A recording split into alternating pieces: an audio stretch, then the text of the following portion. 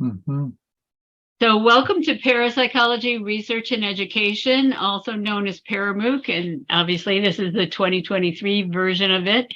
Our topic this year is apparitions, hauntings, and poltergeists. The course runs from February 27th through April 1st, 2023. You're seeing the entire panoply of all of our top speakers, and there's Gerry. I'd like to say thank you to our organizing team, Brian Williams from the Psychical Research Foundation, Natasha Chisdis from Chisfilm, and Lisa Coley and Anna Damalis from the Parapsychology Foundation. Without the PF, we would have had a lot of trouble doing every single one of these, and we're grateful as always. So today we have Gerry Solfvin from the Center for Index Studies at the University of Massachusetts in Dartmouth. His talk will be A Science of Spontaneous Cases of the RSPK Type, the Echo Approach. Gerry holds degrees in mathematics, psychology, and social science. After completing a 4-year tour of duty in the U.S. Air Force as a weather officer and teacher/researcher, he began his long-time formal connection with parapsychology with Bill Roll at Duke University's Psychical Research Foundation, where he investigated meditation and psychic healing, and conducted field studies of recurrent spontaneous psi phenomena. He was later affiliated with the Parapsychology Laboratory with Martin Johnson at the State University of Utrecht in the Netherlands, and the Parapsychology Department in the School of Consciousness Studies at John F. Kennedy University in Orinda, California. I actually work in the John F. Kennedy School of Psychology at National University because they absorbed JFK not so long ago. He is now retired from his most recent academic affiliations, the University of Massachusetts, Dartmouth, and Massasoit Community College, and remains active with the Institute of Advanced Sciences in Dartmouth. He is a full member of the Parapsychological Association and has published in the Journal of Parapsychology, the Journal of the American Society for Psychical Research, the European Journal of Parapsychology, the Journal of Scientific Exploration, and Advances in Parapsychological Research. He lives in Massachusetts with his life partner and 2 dogs. So I'm going to leave the abstract of the presentation. You'll find it in the description below the video and in your calendar. I'll be sending out more calendar links to everybody today, so that Gerry can just get on with it. Wow, yeah. So I watched the first of the sequence last week with Regina, and I'm embarrassed to say that my PowerPoint is nothing as wonderful as hers is. So I'm going to have to compensate with some other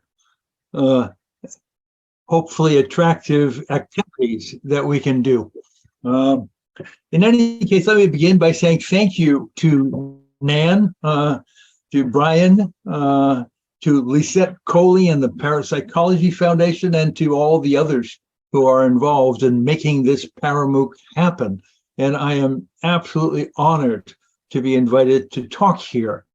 This is a wonderful experience. And so thank you all for the work that you do.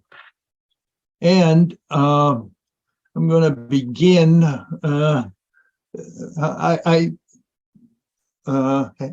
I'm going to begin with an admission, and that is I switched my talk. I made some substantial changes in it just a few days ago. So as a result of that, I'm a little kabobbled, and I'll do the best I can.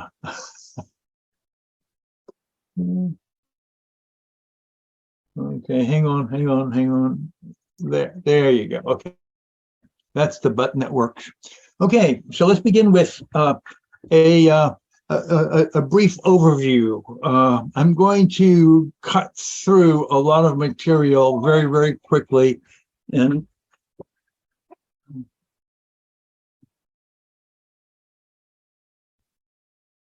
I'm going to cut through a lot of material very quickly, And we could talk about it at the end if you have any further questions. But the basic idea is that this talk is about spontaneous cases. And we begin by anomalous experience. Anomalous experience is the basic stuff of parapsychology. And I use these definitions, the events, experiences which defy easy explanation in our ordinary worldview from Edsel Cardenia and his colleagues. Also is believed to deviate from ordinary experience or accepted explanations of reality. And it's experiences that involve, for the subject, a sense of non-ordinary interaction with their environment. Now, these days, the most parapsychologists are involved with experimental studies of anomalous experiences. Okay, and these are represented in the laboratory by what Charlie Tart calls the Big Five: telepathy, clairvoyance, precognition, psychokinesis, and psychic healing. Now, it's often pointed out that experimental parapsychology is rooted in earlier studies of spontaneous cases. Now, there are some edges on that I want to talk about. Louisa Rhine reviewed in the 1977 chapter in the Handbook of Parapsychology, which she called Research Methods with Spontaneous Cases. And therein she cites the work of Sedgwick, Myers, and Podmore, the Phantasms of the Living, the very large project that they did at the opening of the SPR in London. And she cites that project as laying down a model of spontaneous case research, and she applauds that, of course, as we all do. And so there are two things I'd like to pull out of this to make a point of, because we don't have time to go into the vast and wonderful and fascinating literature of spontaneous cases in general. But we're going to cut through this very quickly. But the two things I want to pull out of this are a particular note that they were focused upon proving the existence of telepathy, that is, the authors, the crew. And they were focused on proving the existence of telepathy via spontaneous cases. And of course, it failed, because you can never falsify all of the other rival hypotheses, but particularly the coincidence, the statistical, the probabilistic one, chance. The second point I want to pull out of this is that they really had another agenda. And that is, they weren't really interested in telepathy, as far as I can see. What they were really interested in is the fact that scientists were abandoning science for a materialistic, physicalistic point of view, and abandoning the psychic self, so to speak, the psychical part of man, as Louisa Rhine puts it. So eventually, what happened was, a generation later, the Duke Parapsychology Laboratory was founded, and experimental parapsychology was founded. And experiments then confirmed the existence of telepathy. There are more to say about that, but I'm going to move on. So eventually, Louisa Rhine began organizing and analyzing the spontaneous cases, much as Sedgwick, Myers, and Podmore had. And they started at Duke Laboratory receiving information from people, from spontaneous cases that people had questions, people were just interested, so this accumulated, and she began to analyze, collect, organize these spontaneous cases. And not too long after the laboratory was founded, she started publishing studies on this, and that ended up in books and her famous spontaneous case collection results. Now, Louisa Rhine also had another agenda, just as before her Podmore and Myers and Sedgwick did. Her agenda was that she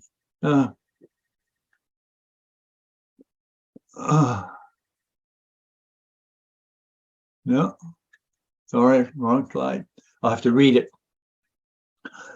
Her agenda was that she believed that spontaneous cases were only good as peripheral to laboratory work, to experimental science, and that experimental science of she and her husband and the rest of the crew at the foundation were the main stuff, and so spontaneous cases were peripheral to that. And a few years later, if I can bring this one up now, a few years later, Emily Kelly and Jim Tucker updated, about 50 years later, updated her research methods to Louisa Rhine's chapter, which is published now in Cardinia, Palma, and Marcus and Clavert's Parapsychology, the Handbook for the 21st Century. And they strongly disagreed with Louisa. And they said, wait, no, that's not right. In fact, there's a misunderstanding, and it's not only Louisa Rhine, but it's rampant throughout parapsychology. And that is that spontaneous cases are of lower value. Okay, that's off to the side, we'll put that at the end, because it's only to look for clues and suggestions that can end up in the laboratory. That's where the real science is. Well, they point out very strongly, Kelly and Tucker, that's wrong. That is, what we're talking about here in parapsychology as spontaneous cases is more broadly known as descriptive science. And descriptive science is a very powerful force in all of science. It has its own goals, it has its own set of rules, and it has a great importance in all of science. And they punctuate in their article this by pointing out that Darwin's Origin of Species was descriptive science, which I thought was very powerful. In any case, I'm going to continue here.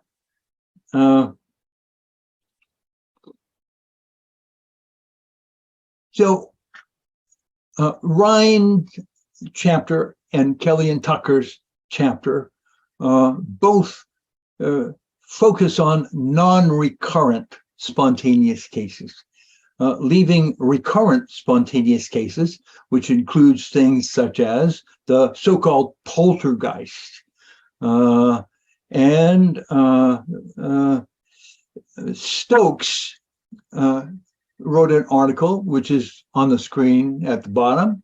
And Stokes's article, in my humble opinion, is the best comprehensive overview of spontaneous case research, and he did not restrict it to the non-experimental, the non-recurrent spontaneous psi, but he covered all of spontaneous cases. A few little edges that he eliminated, but not worth mentioning, really. But in his 80-page, almost 80 pages of densely packed, really strong information, he makes a number of good points. And he gives a comprehensive look at the history, the highlights, the methods, the theories, the shortcomings, and a remarkably detailed examination of the analysis of the data with his very own carefully considered criticisms and commentaries. It's an excellent article. Stokes holds fast to an agenda of his own, but his agenda is strict science. He takes a strict scientific perspective and notes that experimental parapsychology has not yet fulfilled its promise of providing convincing evidence of psi. Attacks by skeptics against methodology, replicability, experimental, you know the list, as well as the very small effect sizes that we get from our experimental laboratories. Have not been answered. On the other hand, Stokes does note that spontaneous cases provide unique insights into the operation of psi in naturalistic settings. And the kind of information and data that is not obtainable from contrived and artificial settings such as the laboratory. And he says, the spontaneous cases of psi form an important body of evidence for psi in their own right. So while we switched as a field to the experimental laboratory, because of evidence for psi, it may not be the best thing to do. Okay, so William Roll pointed out that experimental parapsychology was trying to negotiate the rocky road to a repeatable experiment, even while poltergeist continues to perform for a small but growing group of researchers. Roll saw the so-called poltergeist, or noisy ghosts from folkloric terminology, as having great scientific value, a golden opportunity for parapsychologists, and he offered a new rubric, RSPK, a recurrent spontaneous psychokinesis, to help shed its spiritualistic shackles to come into the light of science. His colleagues, Hans Bender, went even further and dubbed the investigation of spontaneous cases of the RSPK type as the Via Regia, the royal road to understanding anomalous experience. Okay. Cases of the so-called poltergeist or noisy ghost type have been observed, investigated, and published since long before psychical research or parapsychology or even science itself. The bad news is that after all those many hundreds of years and countless case reports, we have no incontrovertible proof that these things actually occur as reported, without normal explanation. We have no operational definitions to support a scientific foundation, we have no theoretical narrative to build upon or falsify even the trivial hypothesis that it's all fraud, misperception, illusion, and apophenia, etc., is undeniable and readily challenged. No, I'm sorry, untenable. There was a bad mistake. Is untenable and readily challenged and falsified by the sheer weight of the many hundreds of well-documented observations of this phenomena across history and across all cultures, and continues to this very day. Okay, that's the bad news. The good news is that we have here a bona fide scientific mystery of potentially great importance. Within each documented case is a hidden jewel, a nugget of knowledge, awaiting incorporation into our larger knowledge base.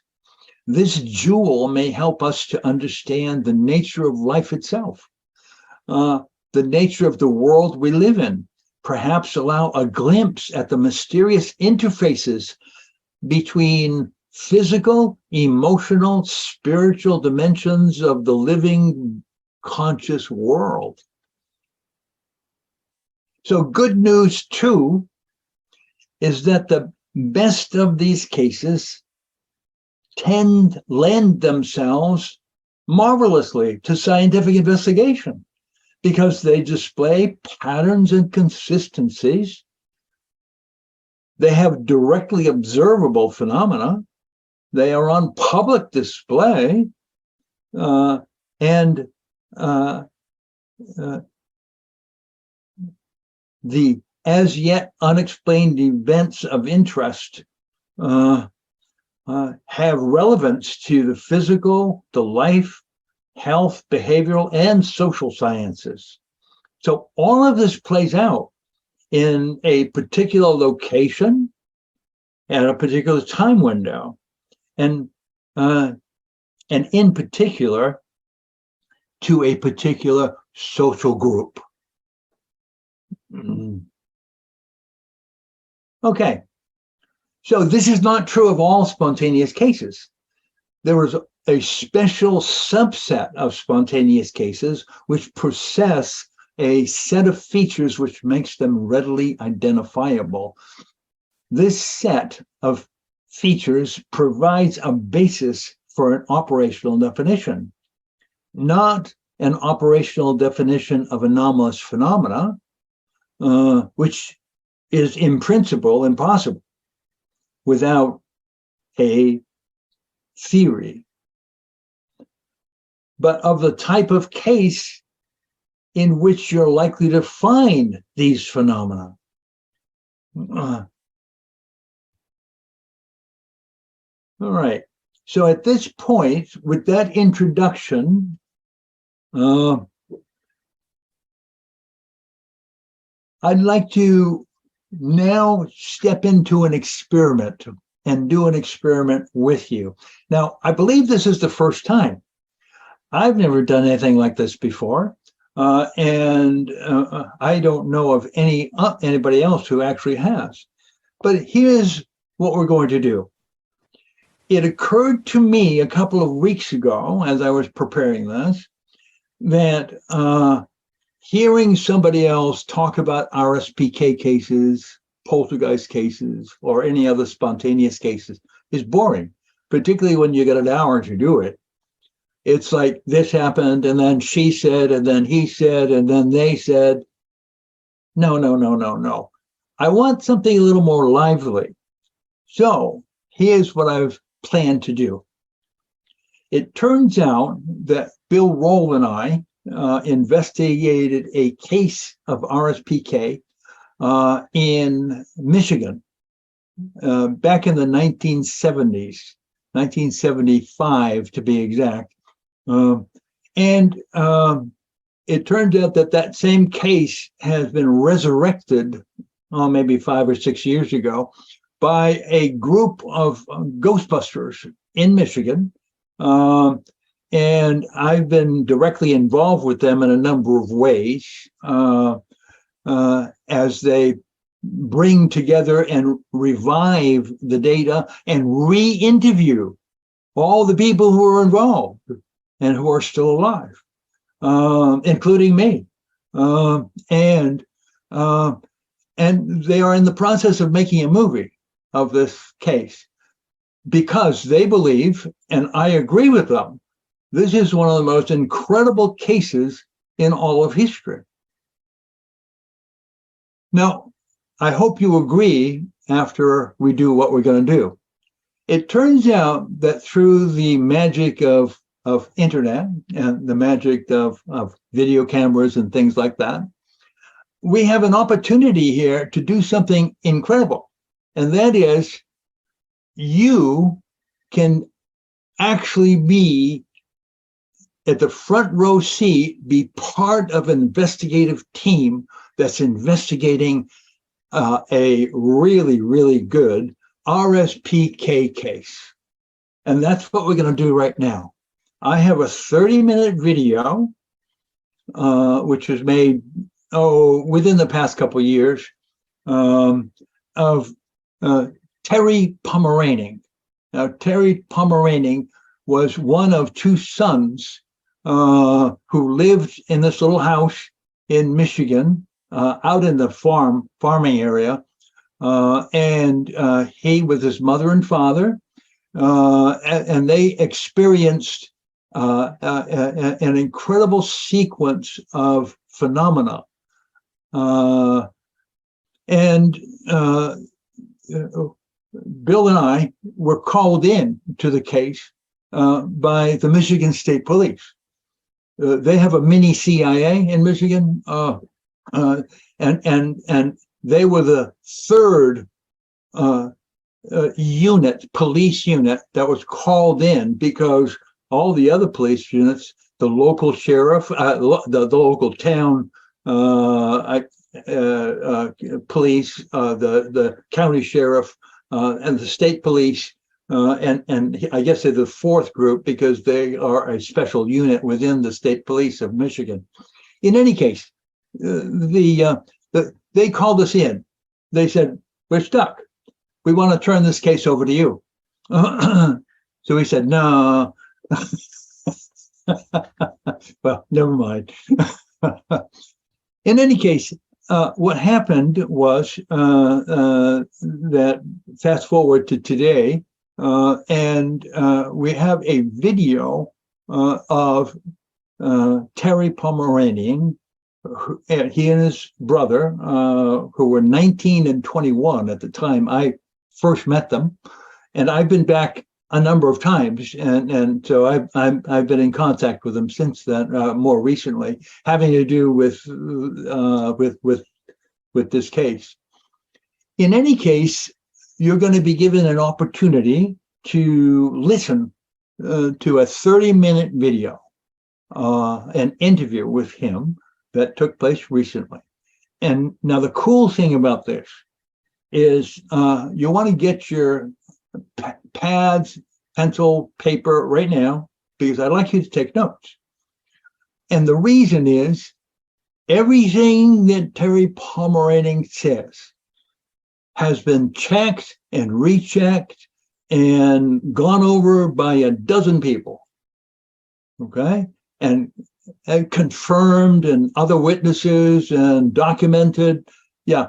So you're going to listen to an incredible thing, and that is 30 minutes of Terry Pomeraning giving the details of what happened to him and his family.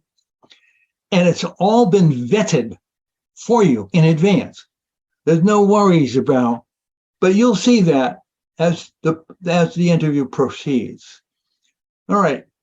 Now, this is an amazing thing because what I've noticed over the years is that very few people have ever done this, have ever been to an active poltergeist case, ever sat down with a poltergeist victim, so to speak, a reporter, and interviewed them. So, plus, at the end of the 30 minutes, I'm going to read a letter that I wrote to the interviewer, Steve Shippy, and Terry Pomeranian, that summarizes my view of the video that you're going to witness now and my interpretation of what it all means. Okay? So take your notes, and I'd like you to match them up with mine. Let's see if I can get this thing to work. You need to, is it embedded in your PowerPoint? It is. It's the next, Okay. the next slide. The next Give slide. it a is- shot and give it a shot and let's see. Okay, great. Thanks, Dan. So I first want to stop here and say thanks to Steve Shippy from the organization Haunted Saginaw, which he started some years ago. And there's his information. And thanks. He agreed to put this together. I selected the bits to take out of the longer interview. Which you can find on YouTube. You can find the longer one on YouTube, plus several others. You'll find interviews with me. You'll find interviews with the police. You'll find interviews with a number of people who witnessed events who weren't part of the family. And you'll find a movie. He did a movie some years ago, which is a great success. But he takes a very different view of it than I do. And I'm guessing that he's taking a very different view of most of the people here who are listening here today. And that's the point. It would be very good for you to listen to this and take notes. And I'll see you at the end of the 30 minutes. Let's see if I can get some action here.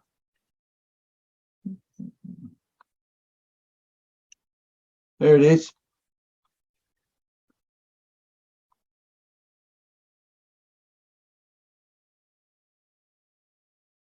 Gerry Pomeranian, thank you so much for being our guest once again.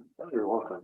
I get asked quite a bit, with different interviews, whether it be on television or radio or even just in conversation with people. When they find out what I do, they always say, kind of inevitably, what's the most wildest case you've ever seen? What's the most haunted story you can tell me? And without a doubt, as I tell everybody, the Pomeranian farmhouse, that story, your childhood home, has to be the most incredible story in paranormal history. And that's a bold statement for anybody to make.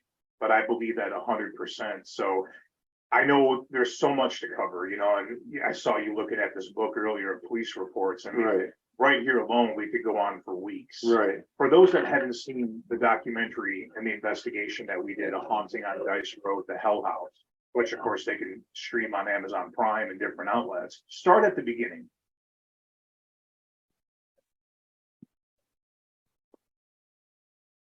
What was that first moment? When did everything change? And give us the detail of what happened that night. Well, it happened July 9th of 1974. All four of our family members, we all went to bed that night, all pretty much the same time. Maybe by midnight we were all in bed. About 2 o'clock that morning, we all got woke up. We heard this loud noise, like glass breaking. And it sounded like it came from the kitchen area. And went out in the kitchen, we seen our kitchen window was busted. So me and my father Harold, we went outside to see if we'd see anybody yet. It was just a few minutes after we had heard the noise. We went right outside too then and didn't see nothing. So we called the Saginaw County Sheriff's Department, and they sent Saginaw County Sheriff's Department out. And, they just took the report then, and that was pretty much it. So, I mean, we figured, had to be someone definitely that was out there and did that. Just, we didn't know if they were just kids or messing around or what?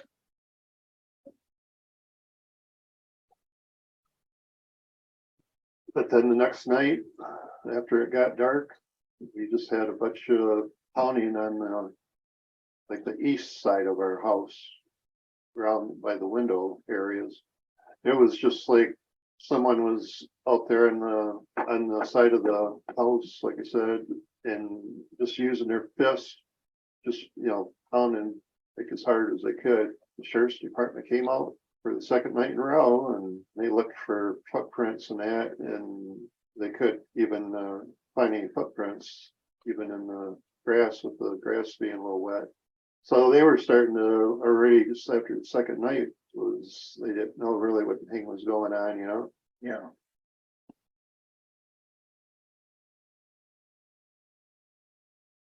And at that time, the occupants of the house, it was yourself and your brother Dwayne, Correct. and your father Harold, and your mother Mabel. Right. And so, how old were you at this time? Yeah, Steve, I was 19. 19. My brother was 21. 21. And then Harold and Mabel, They were like in their early 50s. early 50s. Yeah. Okay.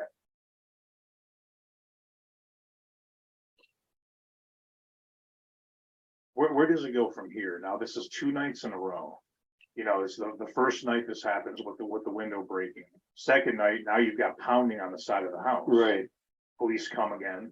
What happens on the third night? Same thing, it was every night it would happen. Maybe started the knocking, maybe an hour, maybe 2 after it got dark, and we would, we'd be either just going to bed or we'd be still up watching TV, thinking, oh, now is it gonna happen tonight again? It's gonna be 3 nights in a row, or did they have their fun, for a couple of nights and maybe that's it?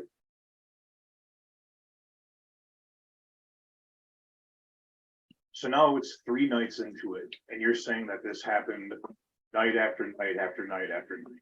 Yeah, for the from the first night for 6 months straight. Every night. 6 months. Every night after it got dark for 6 months straight.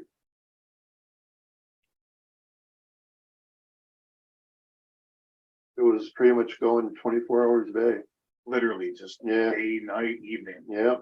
So I'm assuming, when you say 6 months, I would think that you guys were trying anything you could to catch them. Oh yeah, Setting up different traps, so to speak. me and my dad and the one neighbor guy, he even helped us, or he said, I'm gonna try and help you guys catch this person, whoever's doing this. And so the 3 of us would, after it got dark, we would go, and by that time when we started doing that, the soybeans had gotten taller, but enough to where we could lay in the field in between the rows of the soybeans. And we figured, well, first time we did it, we're going to catch us, whoever's doing it tonight. We would go out there. Well, in the summertime, it doesn't really get dark till 10 o'clock in the evening. So we went out there. We probably got out there by about 10:15, the times that we did do that. And we'd lay out there. Some nights we'd lay out there till 4 o'clock in the morning. Whenever, came up to the house and started knocking, because they we would have definitely caught them.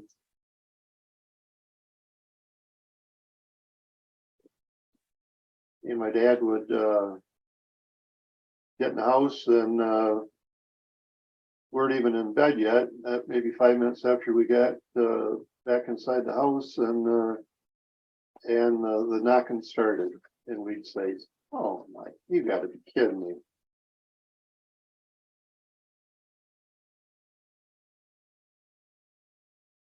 One of your sons has got to be doing this, because there was no one out here. We had your whole house surrounded, and we didn't see nobody. And a couple of them got really, really, actually mean to my mom, and had my mom actually crying, really, especially after the one said, "It's got to be one of your sons that's doing this." They're probably just pounding from the inside of the house, on the walls. So then the captain told the 8 deputies to leave, that, you know, him and his wife, 2 daughters, were gonna stay out here now for a little bit and see if anything else happened. It was probably a good hour and a half before his wife went to use the restroom, and then that's when the pounding started right on the bathroom window when she was in there.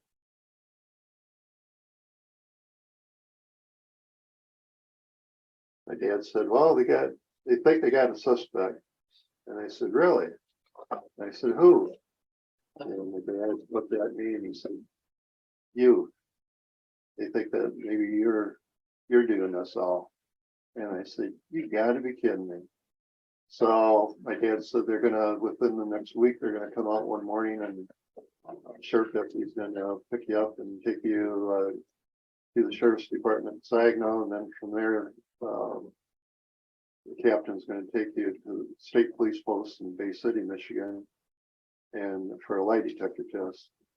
So it was the very next morning they did it right away then, and they took me there to Bay City, and they gave me the lie detector test like a couple different times, and I was there like for about 4 hours, and they said that I passed it with flying colors.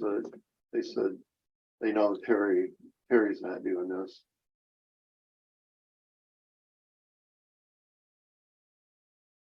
And it didn't stop there, because not only were you polygraphed, but then your brother was polygraphed, and even your parents. I mean, can you tell us about that as well? Well, yeah, it was, I don't know how long after they did theirs, after, you know, I had done mine first, but they all passed theirs too. And so the police then did not know what to think or what to do. And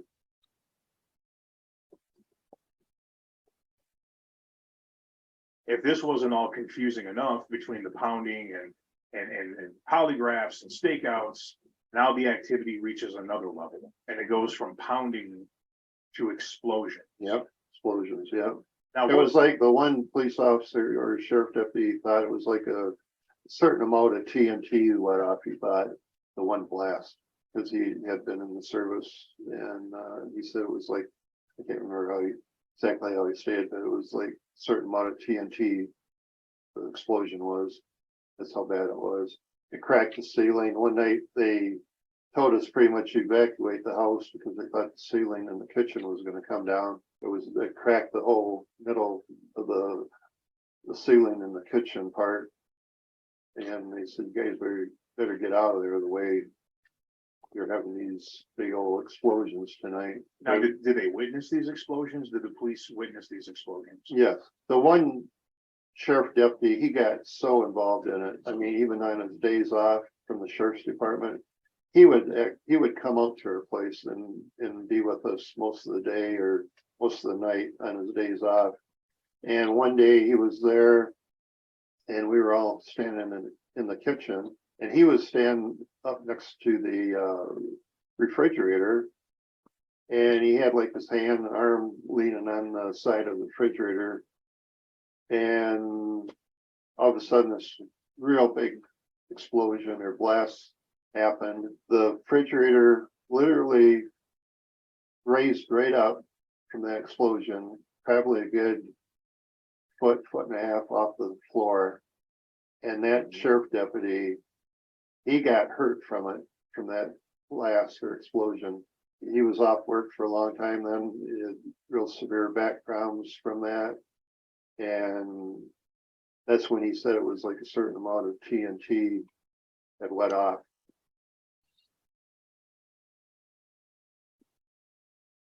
Then the state police, Michigan State Police, got involved too. They brought out like $15,000 worth of equipment. And this is in 1975. So, $15,000 back then, pretty pricey equipment. Seismographs, I'm assuming, things of that nature. Right, and they said that they would, with the equipment they had out there, that they would be able to pick up where this was coming from or what was causing it. And they had all the equipment sitting in our kitchen, on the kitchen table. I think it was for 2 weeks, I believe. During that time, Steve, we only had like in that 2-week period. And before that, I mean, we were getting these blasts and explosions every day, maybe 3, 4, or 5 times a day, real bad. We even had 2 state troopers stayed with us 24/7 for a 2-week period, and they heard and seen a lot of things.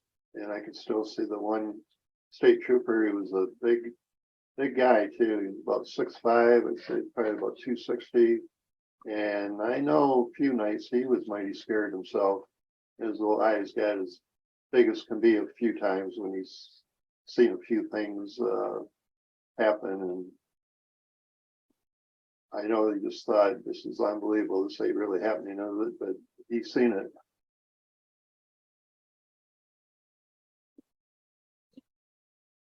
Now, what type of things did he actually witness?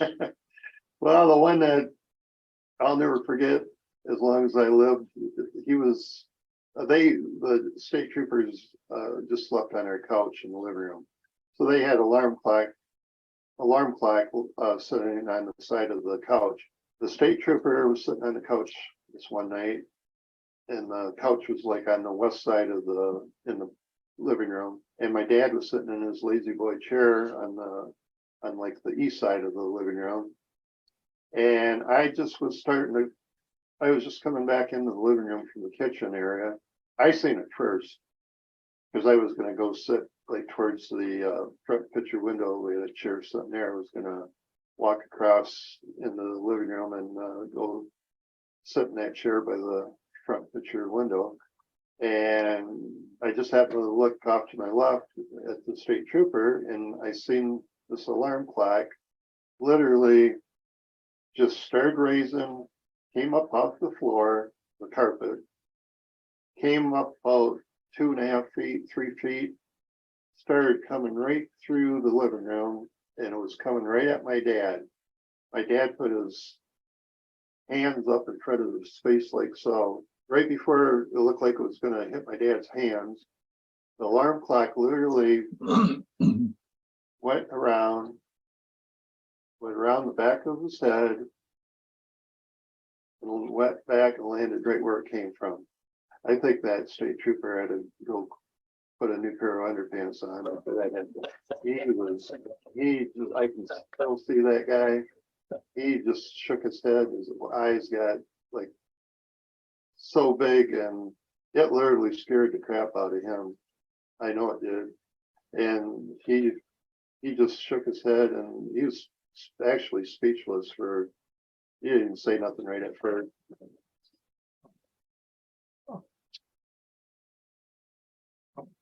And the state trooper was in the living room sitting on the couch, and his pillow, that's the pillow that he slept on, it went and it hit my ma. The pillow hit my ma in the back of the head and part of her back. It just like stuck. It was like glued to her. I had 2 of my cousins were at her house that night, and they were both teenage boys. They tried pulling that pillow off from my ma. Could not even pull the pillow off from my ma. I mean, it was like it was glued to her. It was a magnet right on her, just.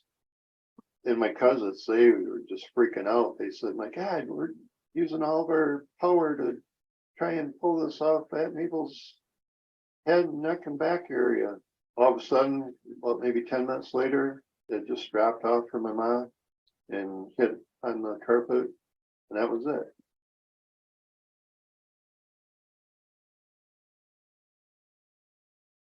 Yeah, it was right on the front page of Friday paper. And the Saginaw County Sheriff's Department said that Friday night, that the corner of Dice and Chapin Road was the busiest corner of all of Saginaw County that night. We had just car after car after car after car coming by and sitting out front of the house. I mean, all night long. We had police called that night too, and they were trying to, clear the people, tell them to get out of the area and that, but it was just unbelievable after it hit the paper. And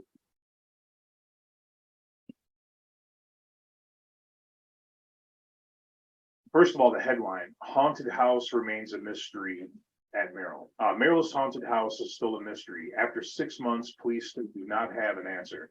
Weird sounds, voices, furniture moving, strong vibrations and explosions from unknown sources, whole house shaking and jumping, cracks in the wall, plaster falling. This has been going on in July for a bewildered family in rural Merrill. State police from Lansing have had special equipment in the house for 2.5 weeks, checking the source of the trouble. They were unable to find any success. Before that, to check it all out, police stayed in the house overnight. The power and utility company and telephone company used special equipment to locate the source. Still nothing. So again, just reiterating the fact that they were doing everything in their power. They were bringing out the telephone company. They were bringing out the gas company, the electric company, trying to find what was causing these blasts or explosions that you guys were all witnessing and the police were actually witnessing.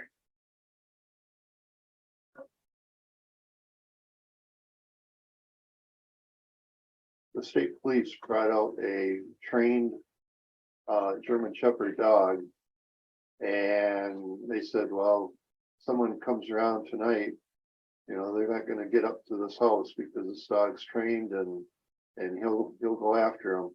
Well, they tied him up, had him out by our apple tree, which was right on the east side of the house, and they put the dog out there that night, the first night. After it got dark, same thing happened, and you know, the knocking started, and we looked out, and we figured that, well, that dog would be barking and like someone apart, you know.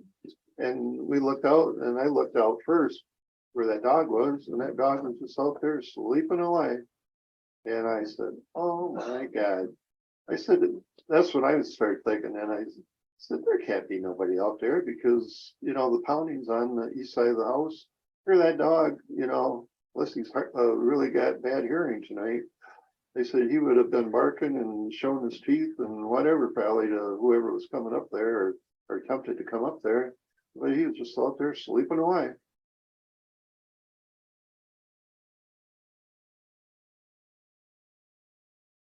You know, and that's what's amazing is you look at all these other, you know, cases that are so well known. You got Amityville and the story that The Conjuring was based off of, and so many others. And not to take anything away from the gravity of those cases, but realistically, they do not compare to this. Well, that's why even the one professor, Gerry Solfvin, that came out to our house, he even says, you know, you said it to me several times, to you and to a lot of people, that he's been doing this, investigating these paranormal stories for years and years and years, and he's been all over the world. He, to this day, still says that the one on Dice Road here in Merrill, Michigan, was #1 as far as he's concerned. It happened, and it's true, and so many people. We had probably 30-some police officers that seen and heard things.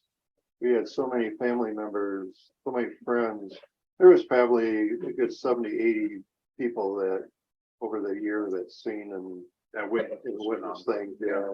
Sheriff's deputies, state police officers, and even tactical divisions of different police officers. You guys had units basically created to document what was happening in your house. I mean, that's Right. extraordinary.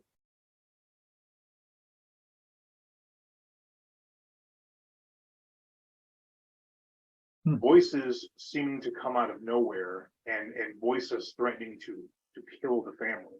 Can you tell us about that? Well, the first time that happened was, there was, I'd say about 12, 15 people in the kitchen dinette area that afternoon. Maybe about 5 police officers and a few of our friends were over, and we were just all standing there all together, and all of a sudden we had an air conditioner that was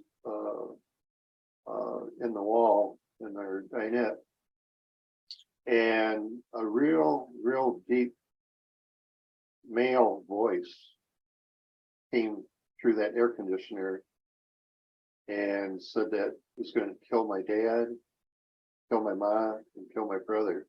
And the one captain was there, and he got right on the phone, and he said, I want so-and-so to come out here ASAP, and I want him to just tear that air conditioner apart that there's got to be some type of device or something in there that made that voice come through, that air conditioner like that. So the guy showed up about an hour later and tore that thing all apart and could not find nothing in there. So there was no strange device or No, anything nothing. that could be manipulated. Nothing.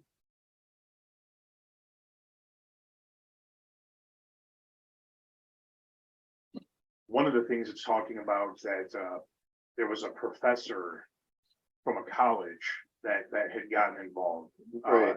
locally. Now, what is that about? He was a professor from Delta College, and at the time he was teaching a witchcraft class at Delta.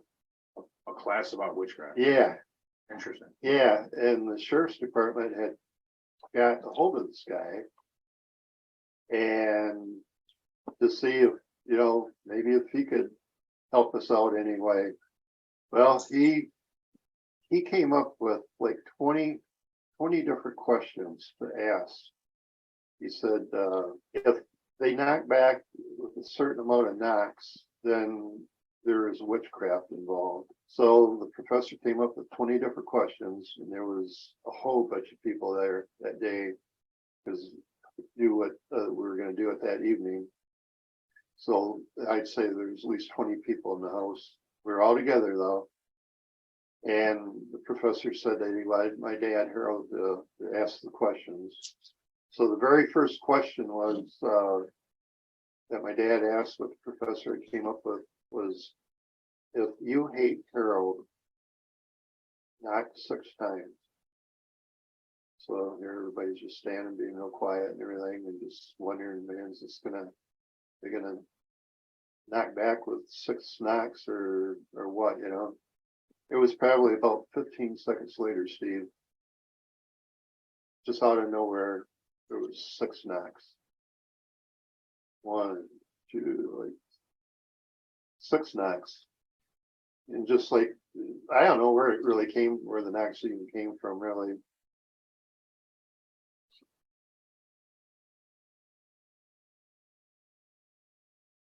Let's talk about the fires. You know, so I mean, people have already heard today, they're hearing about knocking and pounding, and then that escalates to explosions.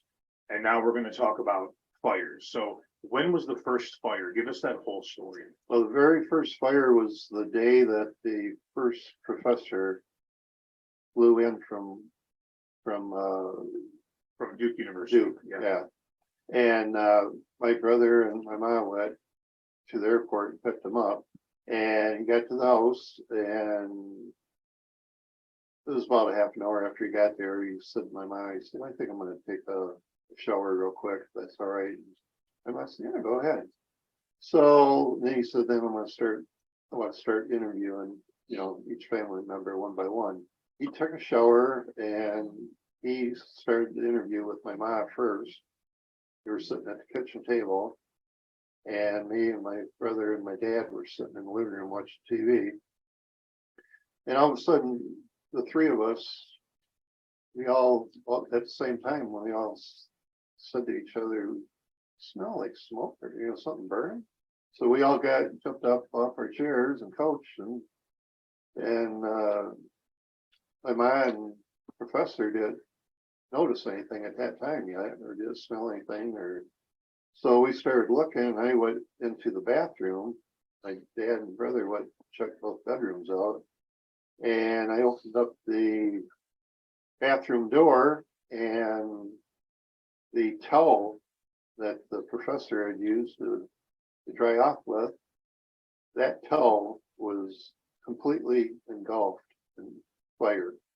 It was burning. And I said, oh my God.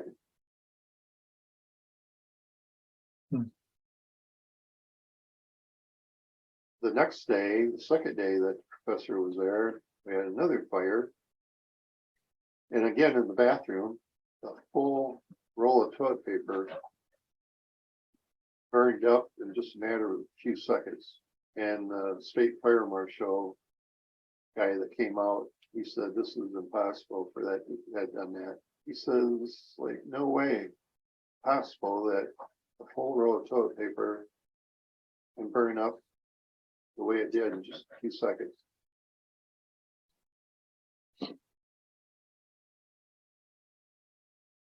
Well, the second professor from Duke came up exactly 1 week later after the first professor came up. And that would be William Roll. Yeah, William. He came up exactly a week later, and his first night there is when we had another fire, and it was a big one, and that started in the bathroom too. A cord. It was a electric toothbrush. You know, the cord was plugged in to the circuit, and it was like that cord got cut. Mhm. The conclusion of the parapsychology team from Duke University, they believed it to be paranormal. They believed it to be poltergeist phenomenon, one of the most extreme cases they've ever seen. Now, the majority of the people in the town believed it to be witchcraft, black magic, occult activity. What do you believe? Well, I really, to this day, I think that there was witchcraft, still some witchcraft involved in it too. In order for us to really tell this story, we have a lot of work left to do, you know, and I've always told you that I'm gonna do whatever I can do to help get this story out there as much as possible, because, you know, to me, without a doubt, it really is the greatest paranormal story never told. Well, I want to know how many people have goosebumps. Did anybody jump out the window? What do you all think? I mean, did anybody have any worldview changes? I mean, has anybody ever seen this? Is this, are we numb to this because we talk about it all the time? What's up? I know Pamela. I know Pamela. That, I mean, you've been to these places. So. Yes. Yeah. I was just like, oh, classical poltergeist. Why is everyone freaking out? This is perfectly normal. You see the escalation and then it quits usually, you know? Right.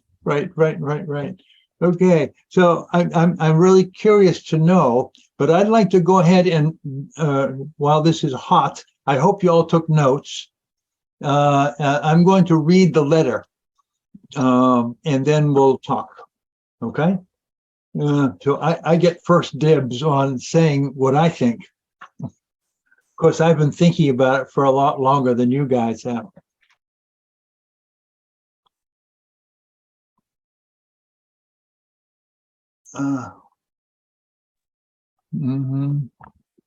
Okay.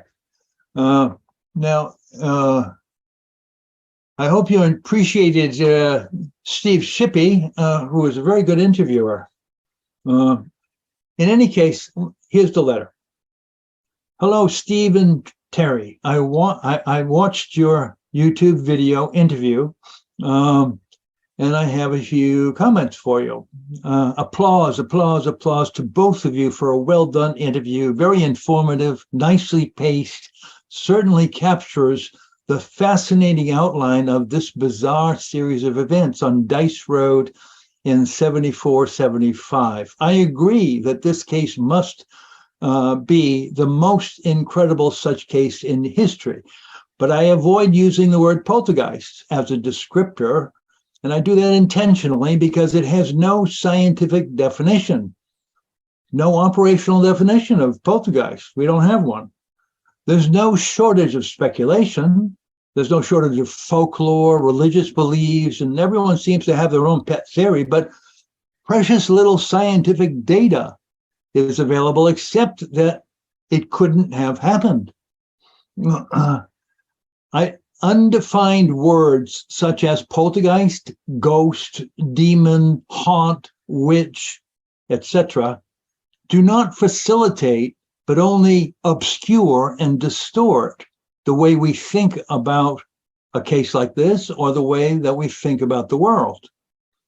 In science, we need definitions of what we're talking about, so everybody's on the same page. For this reason, William Roll proposed an alternative term, the acronym RSPK, the recurrent spontaneous psychokinesis, which identifies the case based on phenomena. That is, what actually happened. What did people observe? Recurrent because it's repetitious, spontaneous because it's unpredictable and uncontrollable, and psychokinesis, for mind over matter, because it mimics a human ability which was confirmed and studied at Duke University and at other universities and scientific laboratories around the world. And I make a note here that several living persons back in 1974 and 75 had convincingly demonstrated under close controlled observation that they had the ability to move small physical objects at will using mind power alone. Okay. So the Dice Road case is a bona fide mystery, as you point out in this video. That's not unusual. There are many scientific mysteries that have yet to be solved, such as what's the basic stuff that makes up the physical world? What's dark energy that we know exists but cannot explain? Are plants and animals conscious beings? Can they think? Why and how does mental telepathy work? So all of these are mysteries, like the events of the Pomeranian house in 1974. So how does a scientist approach a mystery? How do you attack it? Well, science approaches a mystery by careful observation of it, first of all, forming a hypothesis or a guess, and then attempting to falsify that hypothesis. It was natural in the Dice Road case for you to hypothesize that some prankster was banging on your house. So that was falsified by observation. The family, neighbors, police, guard dogs, etc. So also, the fraud hypothesis was falsified. The seismic, gas, electric, even passing aircraft hypotheses were all falsified. Now, when you falsify all possible hypotheses that you can come up with, it suggests that you're dealing with something very special that is truly mysterious. So the scientist moves on to the next step. You add this case with all the data that you collect from it to a database of similar cases. And you use that database for further analysis of patterns and similarities, and that will give you ideas for more hypotheses. Now, it's important to note that when you have one case like this, the Dice Road case, it cannot be solved. It cannot be proven one way or the other. It cannot be explained except speculatively. Now, most people don't realize that because you want to leap at an explanation, and you do. And whatever, the vacuum is filled quite easily by our incredible human minds. Experimental science demands repeatability and control over the phenomena, which in the laboratory. Now, that's not feasible to do with this case, but there's, in descriptive science, there are analogies to the repeatability and control, okay? And that analogy is that you find other things similar to it that have happened before, and you go and investigate those, and you put them all together into a database, and you start looking for things in the database that will suggest further hypotheses. All right, so has anything similar to Dice Road ever happened? Of course it has. In fact, scientists and other credible investigators has observed, documented, and published reports of cases similar to Dice Road for many hundreds of years. No single case can ever be proven or solved because it's spontaneous. You learn of it after the fact. Okay. But the collection of similar cases serves as evidence that such things do occur. The Dice Road case is a remarkably good match for this type of phenomena.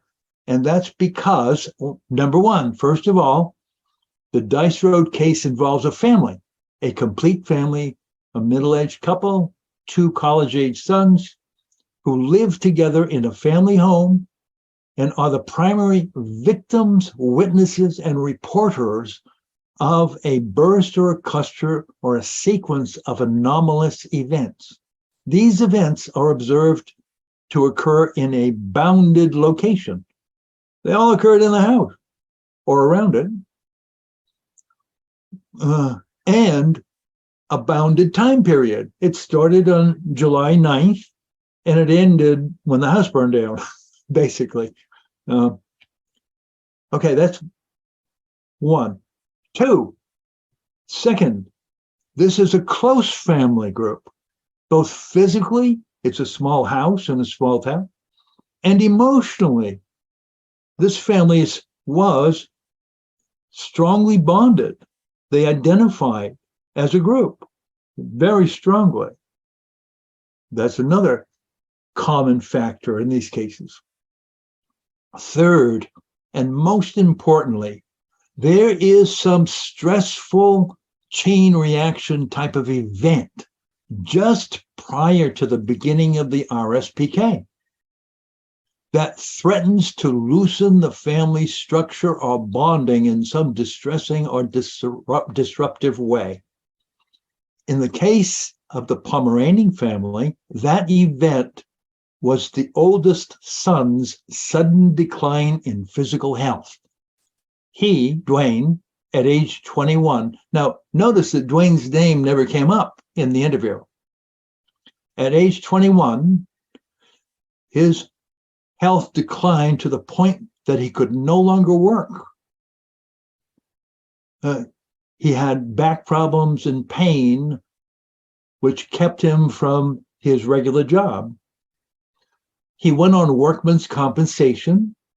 He became bedridden, and he required medical treatment for his basic daily living. So during this pre-RSPK time, Dwayne experienced seizures, which were not called seizures because they were explained as reactions to stress of his health and job situations, but these complicated his medical picture even more. All right. I'm talking a couple months before this happened. Then it happened. The bangings began. Soon after the bangings began, Dwayne had more seizures, at one point going into status epilepticus, resulting in several days in the hospital, during which no RSPK events occurred at the Pomeranian house. He was diagnosed with grand mal epilepsy. He was put on strong meds, phenobarbital and Dilantin, and these were to suppress the seizures. Fourth, Dwayne's illness that presaged the RSPK outburst and the fact that it involved seizures was eventually diagnosed as epilepsy. And this is another connection to the database. William Roll examined a collection of 92 well-documented RSPK cases published from 1600s to the 1900s. Roll found 49 of the 92 involved severe medical or psychological problems. 22 of those problems were seizures, dissociative states suggestive of epilepsy. For example, a few months prior to Dice Road, I, Solfvin, investigated the famous Bridgeport case, which centered around an 11-year-old girl who was under great stress at school from bullying and at home from an overprotective set of adoptive parents. She was not medically examined at age 11 during the RSPK outburst, but years later, as an adult, she encountered severe health issues, was diagnosed with petit mal epilepsy, and she may have had latent proneness to epilepsy even back when she was 11. So when I charted Dwayne's seizures, I had the medical records and was in contact with his doctor. None of this is mentioned in the interview, by the way. When I charted Dwayne's seizures and anti-seizure medication, it correlated in a very clear pattern with the RSPK events. It was as if Dwayne's seizures reduced and stopped for a few days the RSPK events.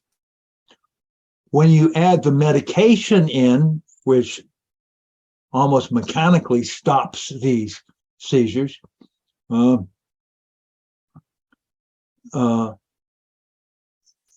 there is a new eruption of events, RSPK events, at a higher level of intensity. And that's when, right after his coming home from the hospital after the diagnosis with grand mal epilepsy, he came home. It was quiet for a few days, and then he was on meds, very heavy meds. And then we get a new level. The explosions that are discussed in this interview occurred right at that moment. And that's when there was a third level, the fires, but that wasn't programmed in. I mean, I don't have data on that. Okay, so the evidence that Terry cites in the YouTube interview seems to be easily falsified. Terry saw some things with the neighbors next door, and his mom was convinced. Couldn't stop talking when I was there about how the neighbors were witches. They're witches, they're witches. And would stay at the window constantly, almost every day. She'd just hang out at the window watching the house next door, convinced that they were doing this to them. But the evidence that was gathered, and the police knew this, and they went and made an investigation with those people. I did also. And there was no particular evidence other than what you heard in the video. The funny dancing, the kids, going to the store and buying witchcraft books. But in any case, these are easily falsified, at least in part. And beside that, I've known many witches, and I don't know any witch who developed their powers to the point where they could do the things that happened at the Dice Road house. A scientific method rarely leads to a direct and definitive answer in any given case. Rather, it leads to questions, which leads to more research. Science advances more like a rising helix than a straight line. In each step, the investigator has a clearer vision of where he's been and how much he doesn't know. Non-scientists may be impatient with this, but the true scientist sees the creation of a new, better set of questions as the helix goes upward. And the scientist also sees grasping at straws as drowning. So in the final analysis, it may be that the anomalous events of the Dice Road in 1974-75 cannot be explained by a single factor or theory, but multiple converging factors, a kind of perfect storm involving biological, psychological, social, developmental, economic, and even religious factors. We might never get a definitive answer for this particular mystery from science. But on the other hand, what Dice Road and other cases like it contribute to science may be very considerable indeed. So many thanks to both of you, Steve and Terry, for keeping this in the public eye. And that's it. So now I'd be interested to know what you all think about this. I think it's very interesting how, like you said, there are cultural leaps they were making with what was going on in the area, or what they felt was going on in the area, plus the number of different experts that they brought in, experts in quotes. But of course, and they had you guys coming in looking at it from a different perspective, a more data-driven perspective, less emotional. So yeah, I agree with your assessment completely with what you said with the letter is that there's multiple factors here, and it could probably be studied for a long time after this with the stuff that was collected. Were you able to get the police records or anybody from the police to? Oh, absolutely. They did give you that? Oh yeah. No, he has compiled. He has a big book next to him. The interviewer, Steve Shippy, has a big book, and that's filled with police records and all things. As a matter of fact, this is the only case that I know of, I've ever heard about, where the state fire marshal, and he points it out in the interview. The state fire marshal came in and said, that can't happen. That's not humanly possible. And that was about the roll of toilet paper. And he explained that. And then he took the roll of toilet paper and put it into a container and brought it to his lab and had a chromatography test done to see if there are any traces of volatile fluids or anything left in there that would give him any clues. And he said there was nothing. It was just a normal, but that was an amazing thing, if I might say a word about that. That roll of toilet, I stood there, I took many pictures of it, but I stood there and I was, my mouth was dropping. I couldn't believe it, because it was impossible. It wasn't, you can't do that. You just can't do that. And it reminded me of Gaither Pratt many years ago, who used to talk about paramorphic events. And a paramorphic event is an event that you see, that you have. Okay, it's in my hand, and it can't happen. So he was saying, like, two rings from different trees, that have no breaks in them and no seams, and they're interlinked, would be an example of a paramorphic event. But anyway, the toilet paper was amazing because it was like a web. It was so delicate that if you just touched a little bit, it would fall apart.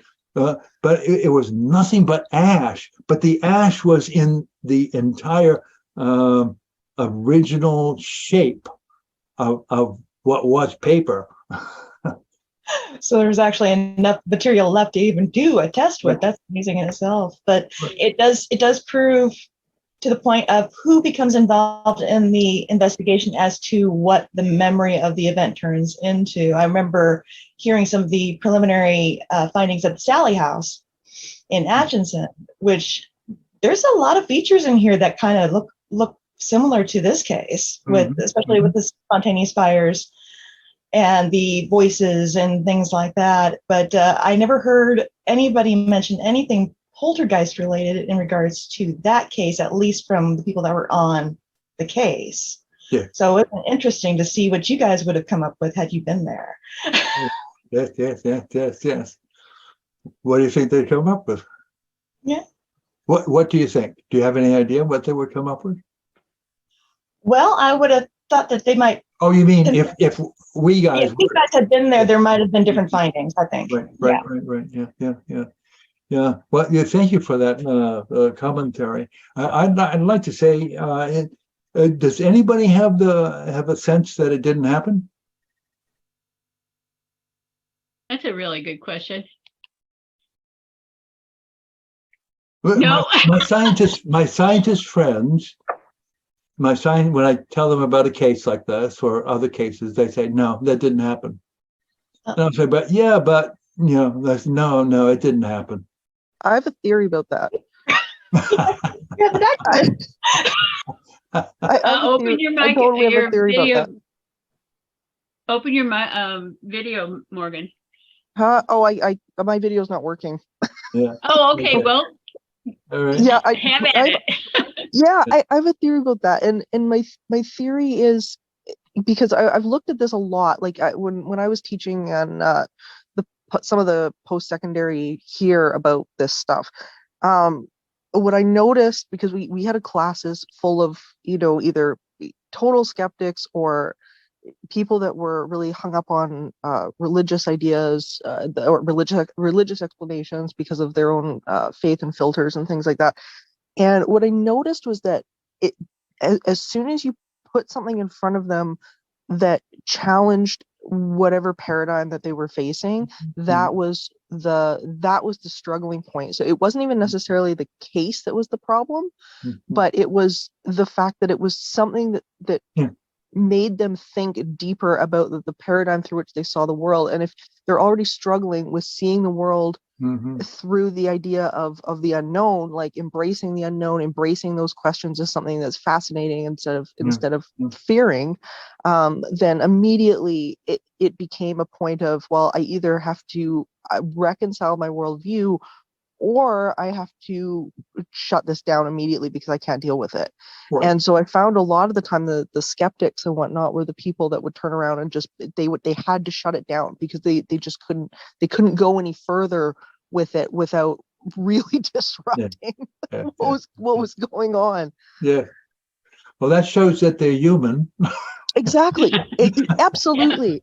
Yeah, absolutely. And and that's what I think, one of the reasons why parapsychology and these conversations is so important, because it really does, it makes everybody think. And like you say, there are no definitive answers. You're not going to get to the end of these cases and go, oh, well, it's going to be, these are the, here's the explanation. No. Yes. I do. Go ahead, Margaret. Sorry, Nan. I was just going to ask a quick question as well. I thought it was really interesting when you were talking about the epilepsy factor with this, because I remember back when Dr. Barry Taft was still with UCLA, and there was a theory that was going around for a while about the idea that there was some sort of an epileptic brainwave that was involved in psychokinesis cases. And I thought it was really interesting that that's kind of come up again. And of course, I know it wasn't confirmed, or there was, there's nothing built on that, but I thought that was really interesting. Like, what are your thoughts on that? It is. It's very interesting. When you say it comes up again, it comes up again and again and again. Yeah, and it does. again. And I had a conversation with Barry Taft, who was at the UCLA laboratory. And he was the one who wrote the paper about the case that ended up to be a movie called The Entity. Yep. Many years ago. He got a lot of money for that, by the way. Well, he's pretty broke now, so I don't think that's a problem anymore. Yeah, right. He was able to start his own company, and what he does is he counsels people who have such things, and he has literally, he claims, and I trust that it's probably right. He has thousands of cases in his collection. Now, there's a wide range. They're not all like this one. they're not all filled with phenomena the way they see Yeah. or collaborators or police and who saw these, not all like that, but he has many cases, and he claims that he's never seen a case without epilepsy. Now that's pretty Interesting. remarkable. An Yeah. RSPK He means case? that in a very general sense, that there are some Yeah. transcendental sort of moments that the person has, suggestive of epilepsy, or Bill Roll, when he wrote his article about epilepsy, he noticed that a number of the older poltergeist cases, it would be noted by the investigator that the child would be repetitive in his speech. He would say, Yeah. and that's one indicator of that. That's kind of almost a small seizure. Yeah. In any case, so there are lots of little indicators like that, and I think kind of that's what Barry means. I don't think he's talking about diagnosed Sure. Yeah. epilepsy, but some indicators. And I mean, it was studied by Hippocrates. He wrote a book called The Sacred Disease. Yeah. And it was about epilepsy, and he was the first one really to say, wait a minute, this is an organic medical disorder.